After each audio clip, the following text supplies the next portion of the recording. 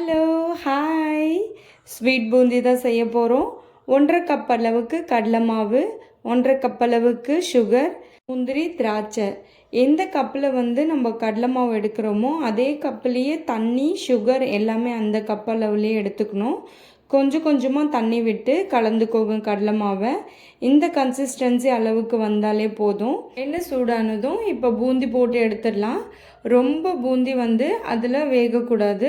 ஏன்னா ரொம்ப மொறுன்னு ஆயிடுச்சுன்னா காரா பூந்தி ஆகிடும். அதனால கொஞ்சம் ஓரளவுக்கு குக் ஆனதும் எடுத்துடலாம். இங்கே நம்ம சர்க்கரை பாகு ரெடி பண்ணிக்கோங்க. 1 கப் அளவுக்கு தண்ணியில் 1.5 கப் அளவுக்கு சுகர் ஆட் பண்ணிவிட்டு ஏலக்காய் ஆட் பண்ணிவிட்டு நல்லா சர்க்கரை பாகு ரெடி பண்ணிடலாம். அதுக்கப்புறம் நம்ம முந்திரி, திராட்சையை நெய்யில் வறுத்து எடுத்துக்கோங்க.